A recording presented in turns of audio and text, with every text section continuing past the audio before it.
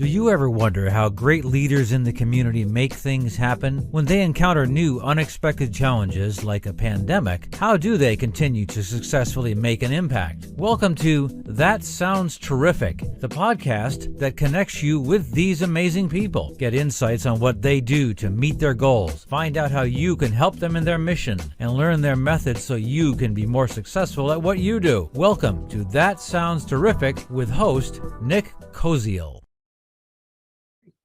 Well, hello, everyone, and welcome back to another episode of That Sounds Terrific. Joining me today is our GiveToGet master, Jonathan Mardis. Thanks for being on the show, John. You're welcome. Thanks for having me. So I am so happy to have you. You're a terrific person. We were chatting a few weeks ago, and I'm like, I got to have this guy on the podcast. This whole concept of GiveToGet is one close to my heart. And why don't you just tell us a little bit about GiveToGet and where it came from? Sure. So GiveToGet's a platform enabling anyone to monetize their network by referring people into jobs. So it's a crowd recruitment approach. The whole crowdfunding approach is nothing new. Crowd recruitment is. So yeah, it's a talent connection marketplace, like I said, that enables anyone to monetize their network by referring people into jobs at half the cost of recruiters. And so one of the biggest challenges people have these days on both sides with employers as well as talent is there's a big disconnect, right? And and the reason for that disconnect is because traditionally recruiting has been all about resumes. That's not personal. And it actually yields a very low success rate, 15% according to a Yale University and Bureau of Labor and Statistics study. As opposed to a 85% success rate of landing a job by way of who you know. And the higher the level role it is, the more it is about who you know. And so we're bridging that disconnect between talent and employers by making talent acquisition personal. Resumes aren't personal, warm introductions are. Right. No, I think that's great. And like you said, I've noticed in, running my career support group, we have a lot of people that, will refer the people to businesses that they worked for in the past or, businesses where they have connections. And it kind of falls short sometimes just because there isn't that sort of formal engine like GiveToGet to kind of help like bridge that path. And then on the other side of things, like internal referrals or even just the standard recruiters, sometimes it just does not work out the way that it could, when you have a great person for the position, a great fit. So I think this is sort of a really cool, innovative way to kind of bridge both of those gaps. Sure. So where did this concept like kind of come from? Like what had sparked this interest for you? So it originated in 2019. I was a managing director in financial services. I had a successful 20-year career in financial services before I launched GiveToGet. And I was looking for ponds to fish in for talent. Prior to LinkedIn becoming very salesy, where people just try to, either sell you something or recruit you without personalization. I was having a lot of success using that, but then I'm like, hey, I need to diversify the ponds I fish in for talent. My responsibility was to bring in financial planners into the firm. So I had started attending these different outplacement job search groups locally. And, this is pre-COVID, and there was an average attendance of about 50 people. Typical duration, typical tenure in their job is maybe 15 years. Typical average age might have been around 50. And their networks were with their previous employers. So what they needed was connections, right? And a lot of the leaders of these groups would all say the right things, get your resume right, get your LinkedIn profile right, practice your interviewing skills. And they'd also say, really, landing your next job is about who you know. And then they would make a little bit of time for networking, but not enough. And so the networking process, and you've been to plenty of those networking events Right. where you talk to someone. A lot of people just talk about themselves, which is not the right way to go. And if you do it right, you might make one or two great connections. Mhm. But you know what you might have missed? You might have missed the person that was across the room that you never talked to. Mhm.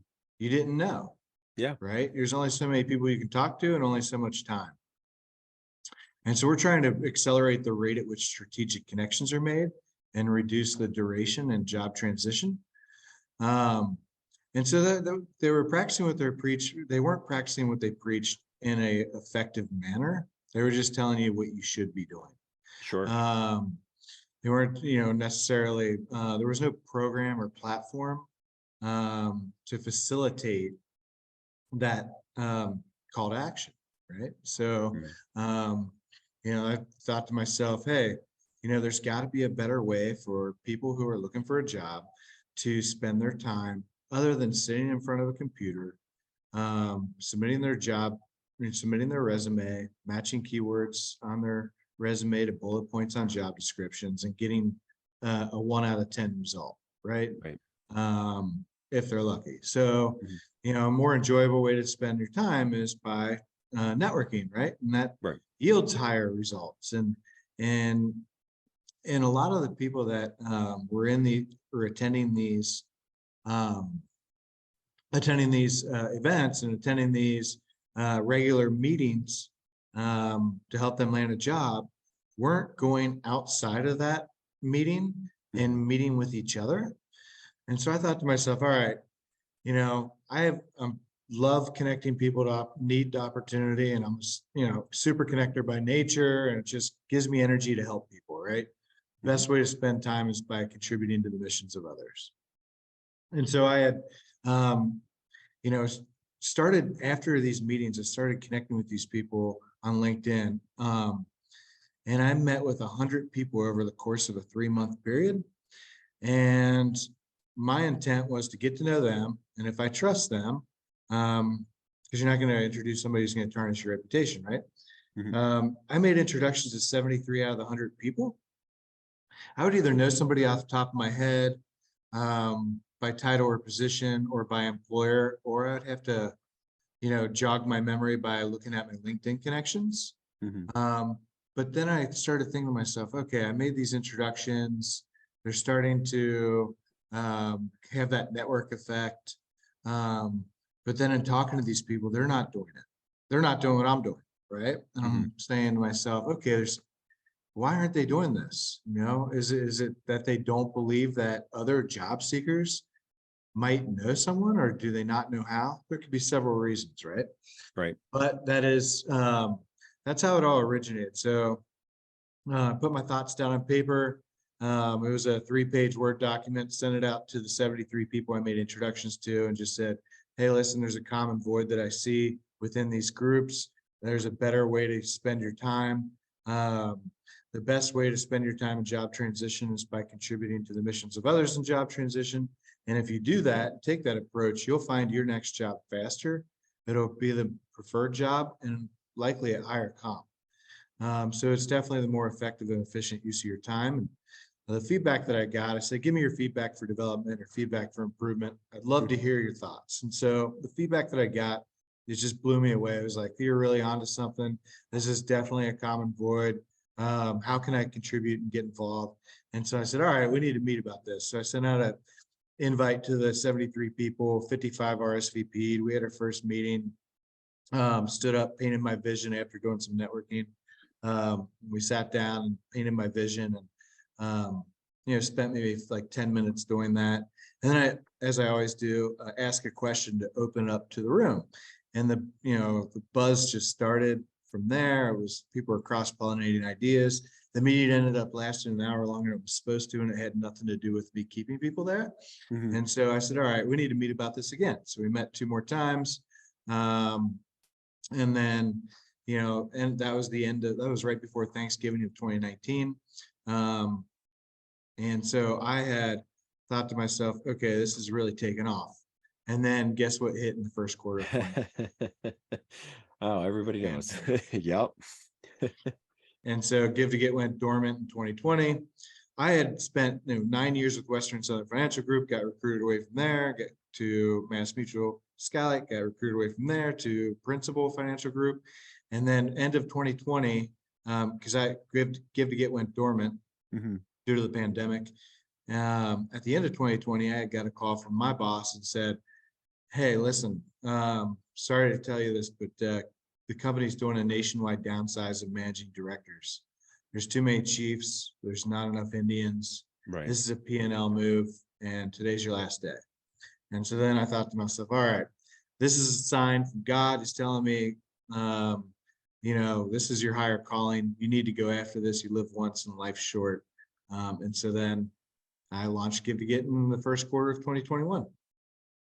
Well, there's so much to unpack in there, and one thing I kind of want to go back to is your insights to LinkedIn. Something that I recently commented on that's been a kind of a trending post has to do with the fact, kind of like the things you're talking about. How do you sort of incentivize people to be on LinkedIn, to be kind of working to help people? Like it sort of originally was intended.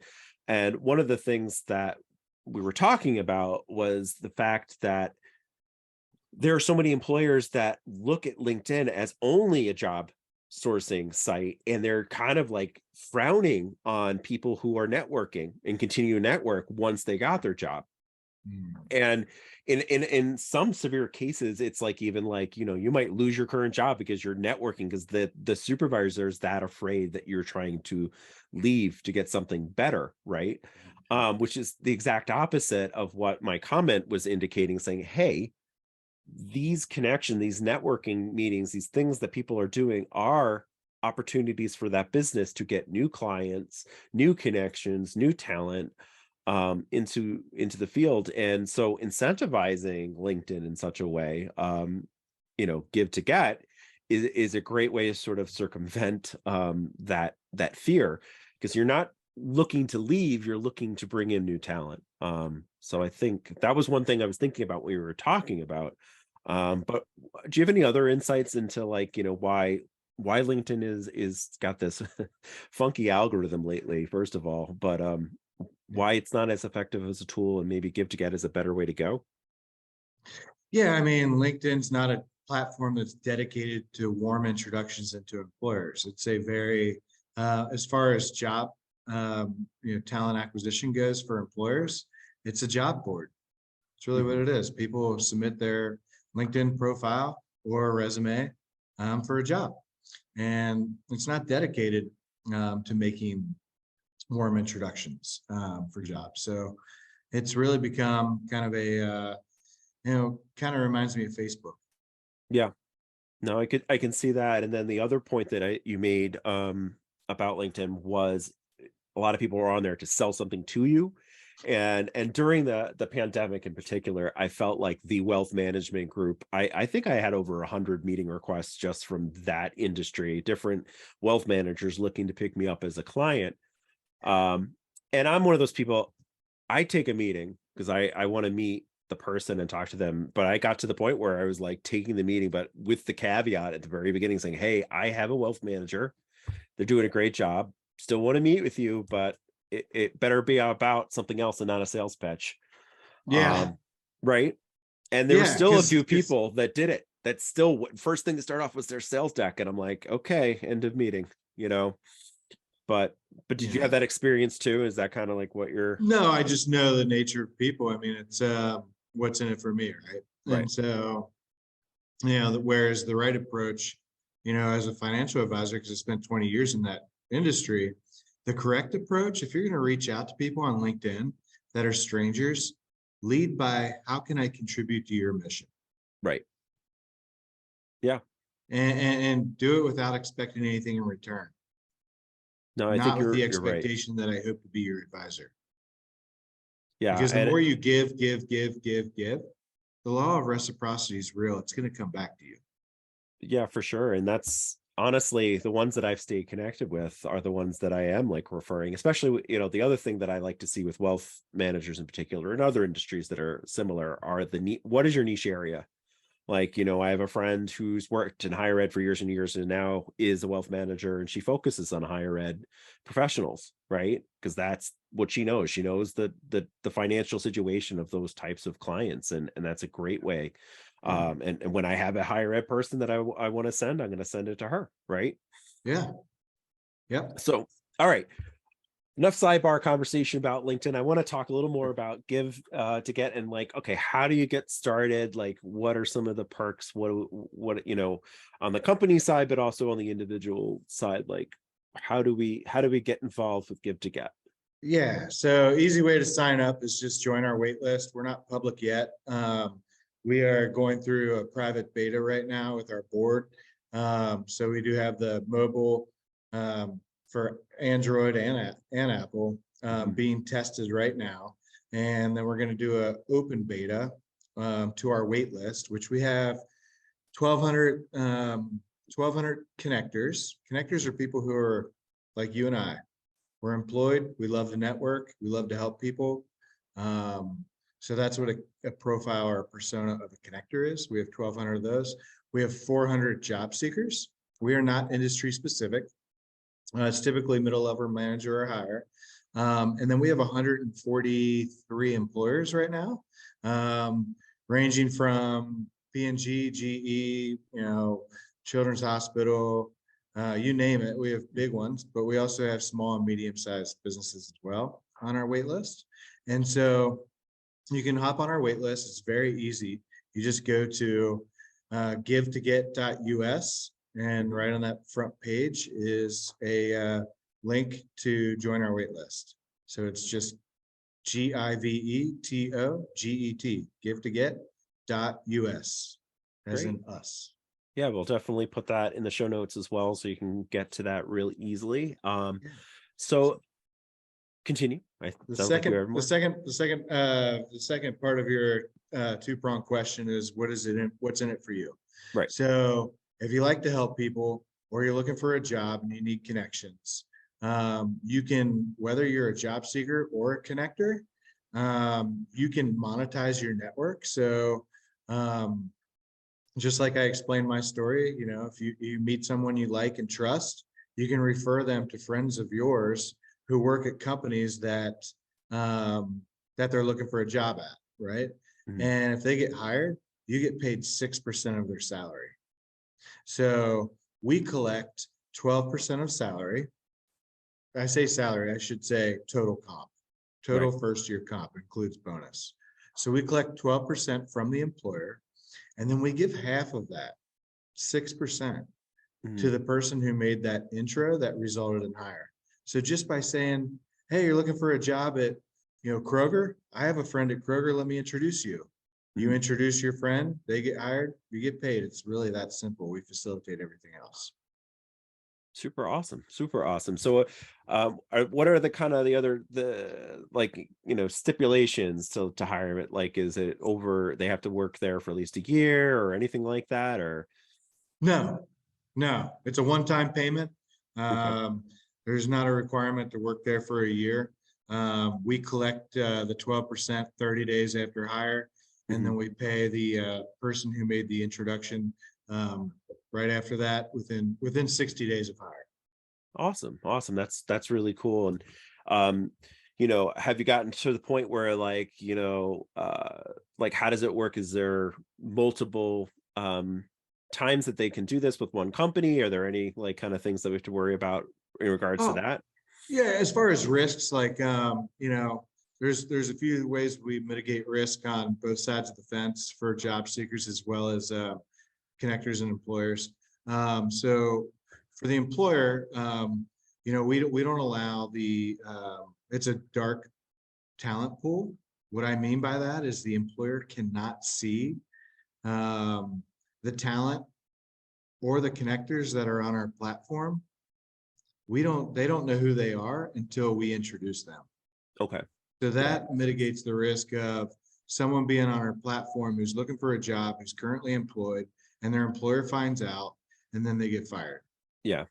So that's why it's a dark pool. Sure. So, you know, with the employers, we say, hey, listen, or with our users, part of the agreement is you cannot, just recycle talent that in your network for jobs. Meaning, let's say you refer someone in, and then you go back to them within a short period of time, and you say, "Hey, actually, there's this other opportunity that I think you should check out," and then take them away from that employer and then place them with another employer. We don't allow that. Right. We have a 1-year requirement before you can even approach someone. Yeah, awesome. So that was one of the concerns I had, and I am glad that you addressed that, because that's one of the concerns that a lot of companies have about job hopping currently right now. And having, somebody that's committed to the company for a number of years or so. So very cool. Yeah, and you can't refer people out of your own company. Hey, coworker, you should go check out this other company. Or yourself. I refer myself for this. I will now like to be vice president. Very cool. Yeah. So what else is on the horizon now that like you're in beta mode, right? Getting ready to launch. Do you have a launch date and other things that you're thinking about adding based upon some of the results from beta? Yeah, so we're going to open up our wait list to open beta, and our target for that is February. Okay. And then our target for launching to the public is April. Okay, great. Yeah, so coming right up. Yeah, it's be here before you know it, right? Yeah, and so there's no cost to join the platform.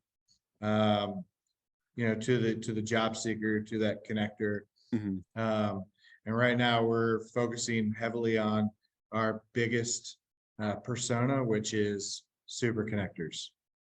Great. They're going to be the biggest movers and shakers on our platform, right? Because it's all about who you know. Yeah, for sure. And anything that you're learning from the testing right now, like that you're like, oh, never thought about that, or things that you want to add into the bigger beta, I guess. Yeah, I mean, you're always going to have to iterate. We have a pretty solid, innovative platform. Sure. One of the things that we do, in addition to the monetary incentive to take actions for others, is the gamification part of it. So we gamify what we call giver values. Actions for others increase your giver score. So, you can do anything like for other people and increase your score. And people want to be around people who are big givers. And so that's one of the things that we do on our platform to sustain engagement, which is pretty exciting. Yeah, no, it's definitely on that par of giving to get, right? I think that's so cool. Yes. To bring it full circle.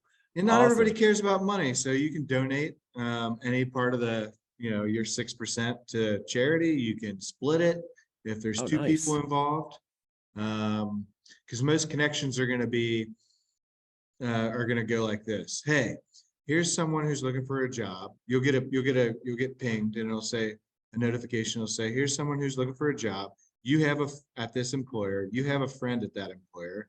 Would you like to meet this person? You meet them. You like them. You refer them to your friend. Your friend likes them, meets them. Your friend likes them. Your friend refers them to the hiring manager. Well, that's now you and your friend made that happen. So you can take that 6% and you can say, hey, let's split it 50-50. I think we're actually, we're really leaning heavily on just making that a fixed split. So there's no questions asked, right? 50-50 is always easy. Well, and again, what I like about this is, when you think about some of the other incentives that, companies have internally, or, even there are some other shared programs out there. There are so many stipulations. And what I like about GiveToGet is it's very straightforward, but you are thinking about some of these things that, like, I can think of one time where both me and my colleague put in the same person without knowing, and then who do you decide who gets that bonus, right? How does that work?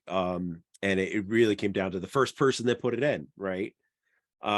So I think that's what you're doing is great. It simplifies the game, right? And I also like that there's an option for charity or for, you know, splitting in a different way. That's very great. And part of, you know, my audience and why I do that sounds terrific is that community impact. So it's not always nonprofits that are doing these things. And that's why I interview people like yourself and feature GiveToGet, because, you know, there's a charity now that can possibly get a good amount of money from, you know, an interaction that they had very little maybe to do with, just somebody that has that affiliation to them. Yeah, So that's exactly right. And so another thing that you had mentioned is, companies frown upon their employees um, utilizing LinkedIn. Um, and so one of the things that we do is, once someone lands a job through LinkedIn, mhm, we encourage them not to leave the platform. We encourage them to stay on the platform and change their profile from job seeker to connector, mhm. and be a warm source, a recurring channel or a recurring pipeline to talent for their employer. Very cool. I love that. That's awesome. And that way that an employer has that, you know, outreach to talent through their employees. No, I think that's great. And it's a good way to kind of make that employer feel a little bit safer about people being, you know, on LinkedIn or even platforms, you know, like yourself, that they don't maybe understand quite well enough, like the Yeah. importance of connection, you know, and going back to my point about like every connection that you have, even if it's personal or networking, that might be at even a rival company, could lead to additional partnerships, could lead to recruiting. So I love what you're doing, for sure. And so now we're kind of at the part of the show where I ask that stumper question. And it's really not a hard question. It just gets people kind of, oh, what didn't we talk about? So it's like I like to ask, is there something that I didn't ask you or that we didn't have a chance to mention about GiveToGet that you'd like to share? And while you're thinking about that, I'll do maybe some fun questions to get to know you a little bit better. So think on that, and we can kind of start easy with some of these fun questions. But you know, so um what it was, you know, growing up, maybe what was the dream job for you? What did you want to be when you grew up? Oh, that's funny. I didn't really until I got to college. I thought to myself, when I got to college, I thought to myself, I'm going to be a dentist. And so, I started off my first year at UC, and I took chemistry, biology, both labs, calculus, English, overloaded myself. And I realized I don't like science. Why would I'm not going to be a dentist. And so I realized my sophomore year that I wanted to go into business. Awesome. Awesome. So you were a late bloomer when it came to that childhood. I don't want to be an astronaut. I want to be a dentist. Yeah. That's awesome. Okay. So another question about maybe where's maybe a dream vacation spot or a place that you go that is just the best place for a vacation. A dream vacation spot? Yeah. Probably Tahiti. Okay. Nice. Any particular reason why? I think I share that. Yeah, right. Probably share that with 99% of the population. Yeah, no, that's a good spot. Haven't been there yet. Got to put that on my bucket list. That's the other Right. advantage to asking these questions is, oh, okay, I can figure out where I need to go on vacation. And maybe another one that I ask a lot is like, did you have a dream car growing up or a dream car that you want now? You know what? I realized that, I had just realized that it's all about, I'm not a showy person. So, I think that it's all about just getting from A to B. I've driven Toyota Camry for a long time. It's just not something that I feel like is important to me. No, that's great practicality, and you're not the only one to answer that question. In fact, it's in that way. It's pretty common actually. The A to B, I think that's great. Some people kind of go with the more electronic or fuel economy kind of vehicles just to be better on the environment. But Yeah, I I mean, haven't people. gotten that like Ferrari kind of person. Oh yeah, I haven't got the car junkie on the That Sounds Terrific podcast yet. Yeah, So all right. yeah. Well, sorry, go ahead. I just realized that, or I know that, people aren't going to remember you for a car that you drove. or what you necessarily did in life. People are going to remember you for how you made them feel. And Right. so, that's the you got to keep in your mind at all times. I think that's an awesome way to look at it. So I'll have one more of these fun questions, then we'll circle back to that give to get. Anything else you want to kind of share? So if you could meet anyone, alive or dead, who would it be and why? Oh my gosh. That might be a stumper too. Sorry. That's right. It is a stumper because there's so many people I want to meet. Well, if you want to give us a couple, that's okay. That makes it easy. Yeah. No, I mean, I think, the people that I wish I could have met are like Gandhi, Mother Teresa, people that have, and Jesus is number one. Jesus is number one. Awesome. Well, thank you so much, Jon. What else about Give to Get do you want to share maybe that we haven't touched on? Hey, we would just love to have you on our platform to join our community. It's a very inclusive community. And we're so excited to make a difference in the lives of people and to utilize our platform to lift people up and to make a difference in their lives. And we believe that, people really deep down want to help people. We're just doing that in a way that affects them, hopefully for the rest of their lives, with their career. And so we're enabling people to help people directly just by way of who they know. Awesome. Well, that sound terrific. Jon, thanks for being on the show. I urge everybody to kind of check out Give to Get, connect with Jon Mardis. All that information will be in our show notes. Thank you again for being on That Sounds Terrific, Jon. All right. Thank you for having me. I really appreciate your time. Thank you for joining us in another episode of That Sounds Terrific. Don't forget to check out the show notes and our website at thatsoundsterrific.com to find the contact information and the best ways to volunteer with the organizations that we feature. If you know someone that is doing terrific things and think they should be featured in a future episode, be sure to email us their name, contact info, and short description of what they're doing at thatsoundsterrific@gmail.com. If you like our show, give us a 5-star rating and give us some social media love by liking our Facebook page, That Sounds Terrific. Follow us on Twitter at Sounds Terrific 2 and Instagram at Sounds Terrific. We love hearing your feedback on how to make our show sound even more terrific. Till next time.